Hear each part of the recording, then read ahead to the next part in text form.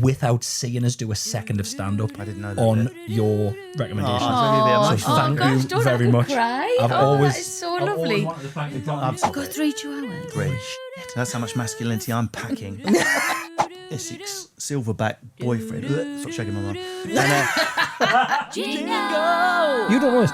When we would go for curries after gigs back in the day, he'd Well, I walk don't know if our audience know this because you used to support Russell Well, on tour. first of all, would walk in and Russell would go to the "Where's your chef from?" and the guy would say where the chef was from, and that would influence what curry he picked. I knew that. Because he would know where he would go, all right, okay, I'll have one of these then. And you'd be like, and the staff would be like, who the is this a test shopper? Who the just walked in here? We're getting shut down. That is so But for those of you who don't interesting. know, and I've always wanted to thank you for this, Russell, and I've said this on loads of different things.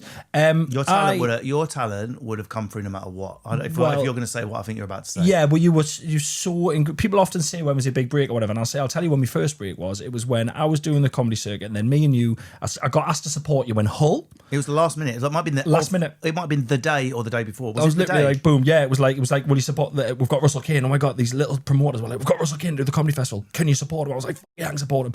And then you were like, come and do some other dates with us as well. And I did other dates. And then I was. Do you know what I did that night?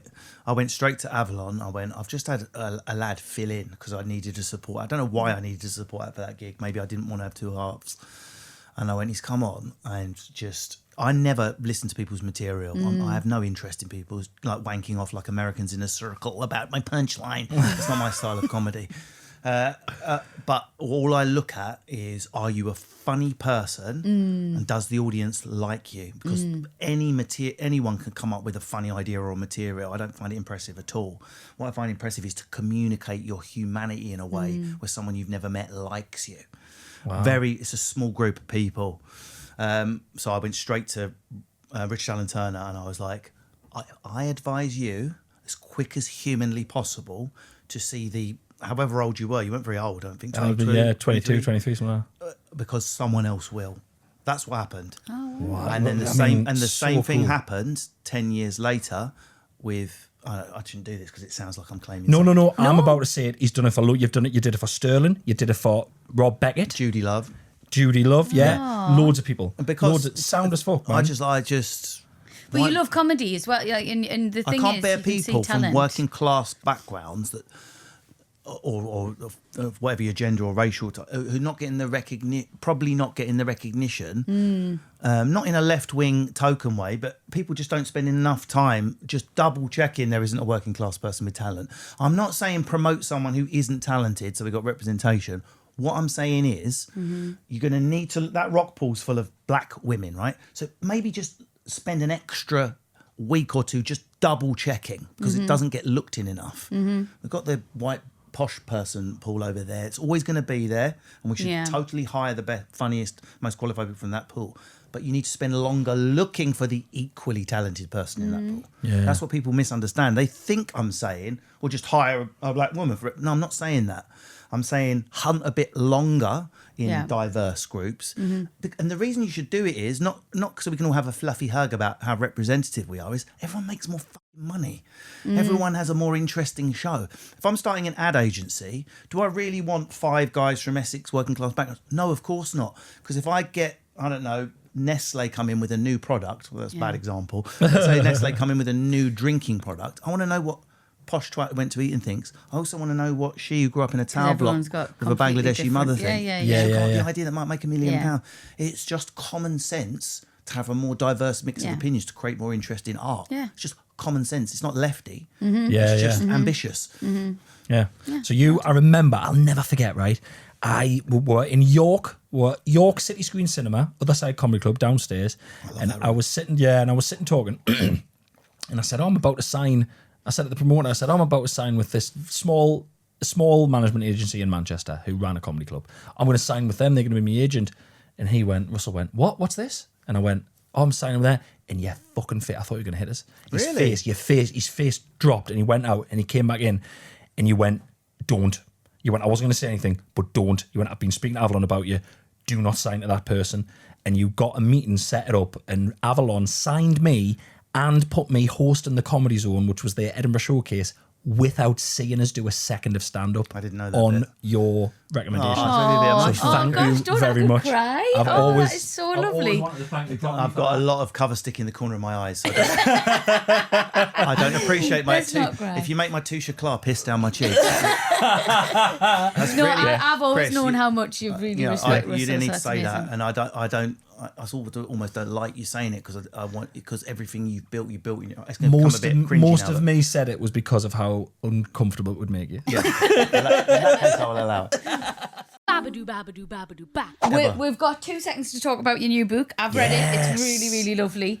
How old are your kids? 10 and 5. Right, so it's for the 5-year-old. Yeah, bang on. Absolutely bang on. The I'm other, gonna I've take got this another one. one for the 10-year-old. That was out last year, Pet Selector. Okay, all right, Brilliant. okay. Weirdly, Pet Selectors has now been started selling again and is selling as much as that one.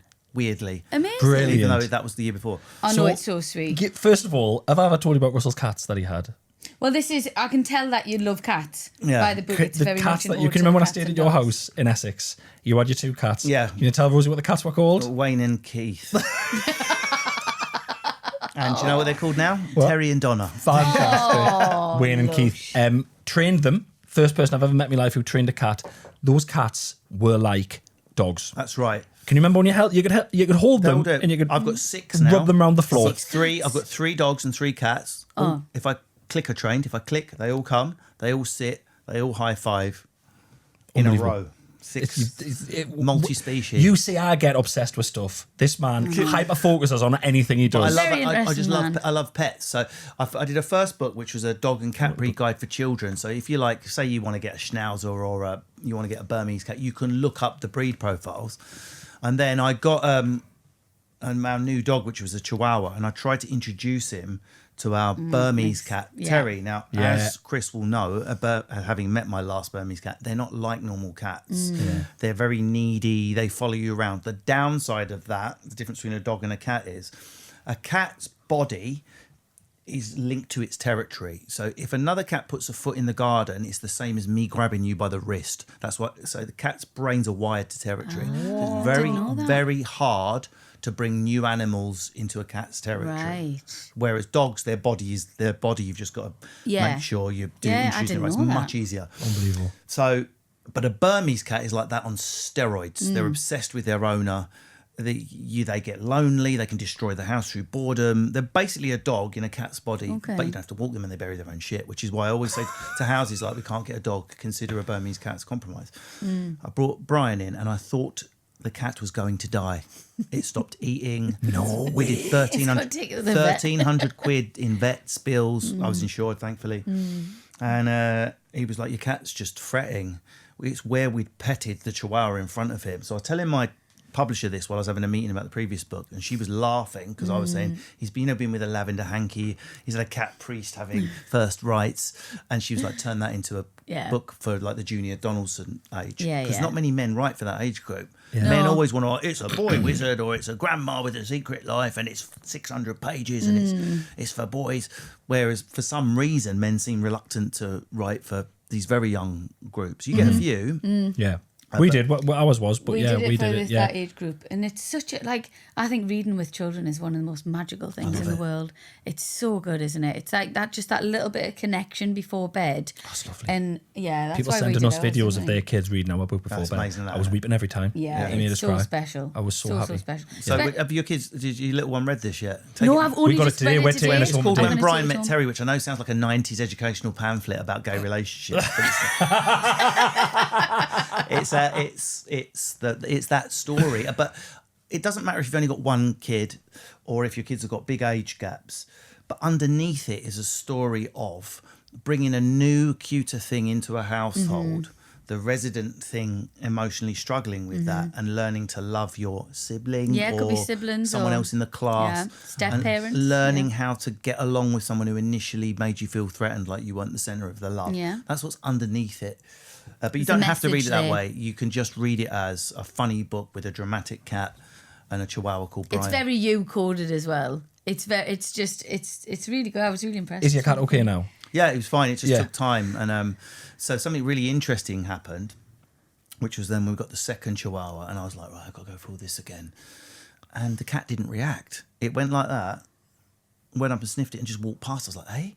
And the same thing happened when we got the third chihuahua. So I looked into the science You of got it. 3 chihuahuas? 3. Holy shit. That's how much masculinity I'm packing. I was just saying you'd walking 3 Remind me to chihuahuas. tell you what happened with my mum's partner in a minute. Okay. And so I realised cats can't tell quantity. They can only tell the presence of a thing. So if a cat has a litter of kittens and it goes out to use the loo and you take 7 of its 8 kittens away and leave 1, as long as it can't hear the others, it will have no conception that any kittens are missing. It can't count. It can only tell thing there, thing not there. And I thought, that's another fucking book. Because it teaches it teaches numeracy. The idea that cats can't count is very funny. yeah. So that's what I'm working on Well, there's the next book. next. Is it called Cats Can't Count? Because that's... It will be. Yeah, And it's brilliant. So my my mum's like got an alpha male knuckle dragger, like Essex silverback boyfriend. Ugh, stop shagging my mum. And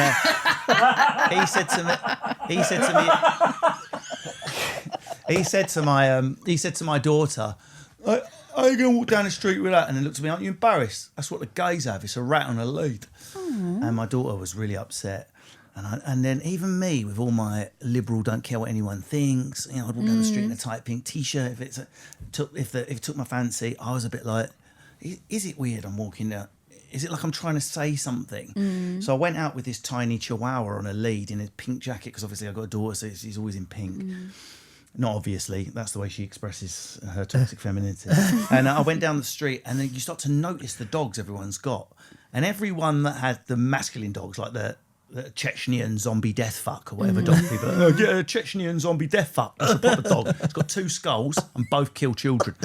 And as I walked down the street, all the men with the Rottweilers, they were all being stopped by other men that looked like them. They might as well have been touching dicks across the dog's head. Yeah.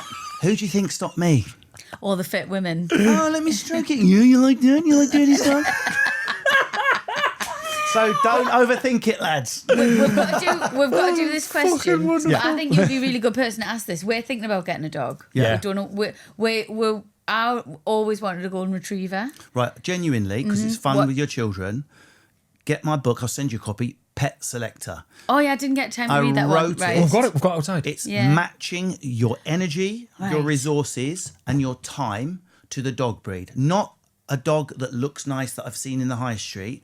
What have you got the energy to walk? Mm-hmm. If it's pissing snow and you've got 2 records, how much energy do you actually have? If you have none, Yeah. you're looking at a chihuahua or a pug. Aren't Right, you? okay. Just be honest. But also bear in mind how much training. Chihuahuas are what I call an advanced dog. Mm-hmm. A lot of training. My chihuahuas will come in like this, soft as anything. A lot of work. Yeah, So yeah. it's advanced training, but easy to look after. Right. King Charles Spaniel's a good compromise for people like you. This is interesting. Chris is an obsessive person, so I know that he would Match the have pet. that. Be honest. You would But I have want that gun trained. dog. I want it pointing at shit with its nose. Like in case you're going to North Shields. Yeah, exactly. We've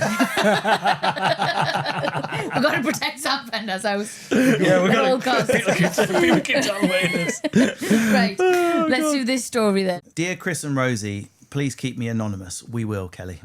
I suffer quite badly with eczema. Oh, I'm getting a boner. And I suffer quite badly with eczema. Or And eczema. Was that, Yeah, sorry, that eczema. woman used to call it. That I hated. Eczema. Oh, That's sorry. not correct, is it? I used to work in a nursery, and there was a mum who would be like, Henry's eczema's flaring up. You know when you want to stab someone?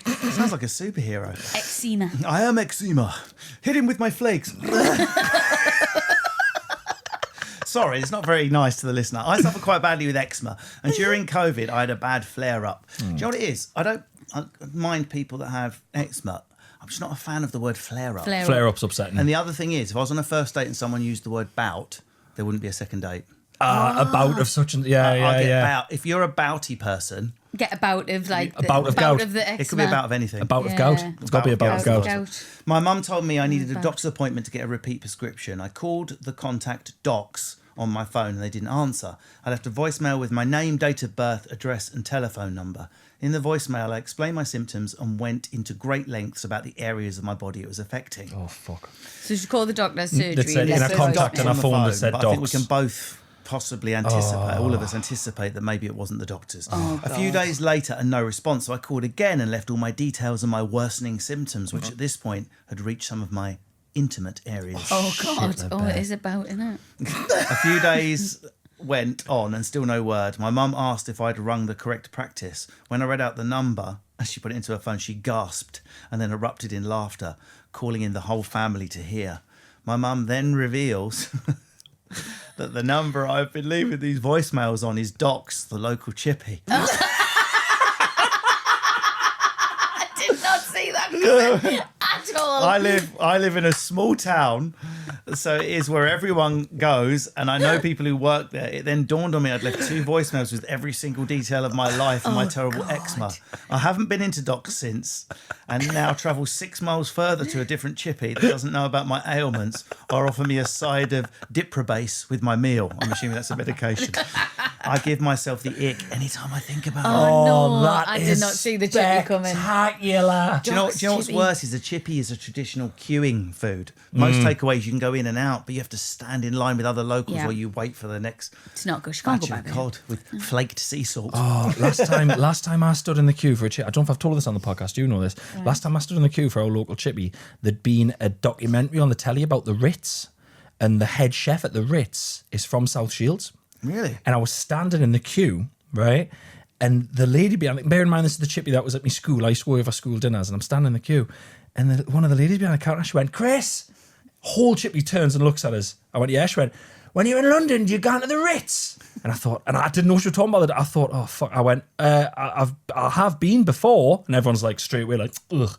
And she went in front of everyone. "Next time you're there, right?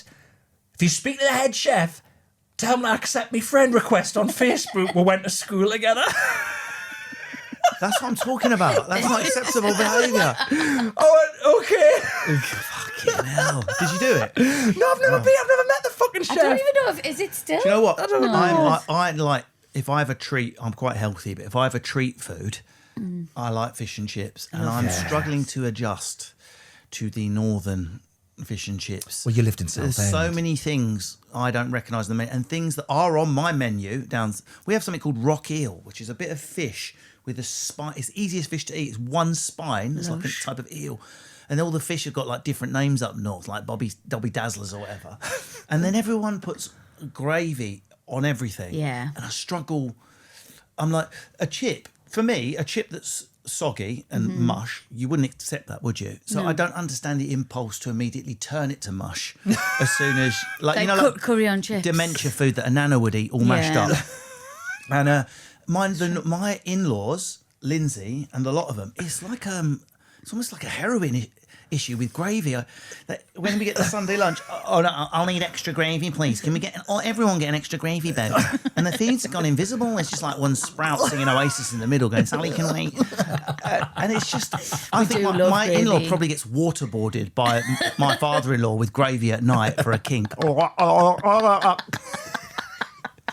I've never. It's so true. What is it? I don't know. We We love gravy in the north. I like it. We love a condiment. I think that's And a that northern condiment, thing. I'm in Oh, favour of. God. Can you not But when remember the condiment Soccer is AM? bigger than the food. Not my soccer AM back in the day, man. Gravy. Northern boys love gravy. Nice. Do you know what I've never had, which really upsets us? Go on. I've never had like eel and mash, and like this in the sauce from the London. Yeah, pie and mash. Pie and mash. I've never had it, and I really want it. It's easy to make at home, but it's the liquor. I want to go that's hard somewhere to and make. have the liquor and the mash and the Yeah. pies. I've seen this It's like a video sort on of Instagram thin all the time. parsley sauce that's less milky. It's like a more watery, fragrant parsley that. gravy. It's fucking amazing. That's what I double want. pie, double mash, Yeah, double chips. that's what I Voila. want. Let's go. I want to go. We need to find a good one. There's one I follow sounds on like hell. Instagram. Sounds like hell, and I'm not coming. I've not had many treat foods because recently I had to do the most crazy photo shoot I've ever done in my life. My wife's got another business. Can't be crazier than heat torso over the week holding was two crazier tyres. than that. No way. If you've got a phone, we'll Google it. Yeah. So but talking about, I do got a longevity. I do talk about staying young and all that. So I got an opportunity to do an We interview. googled how old you were just before you came. I got an opportunity to do men's fitness. So I did the phone interview, and he was like, "Are you in shape?" I went, "Yeah, I am." And I sent a picture, and he was like, "If you can drop X% body fat, we'll put you on the cover, but you've got 3 weeks." So I did it, and I was the cover of Men's Fitness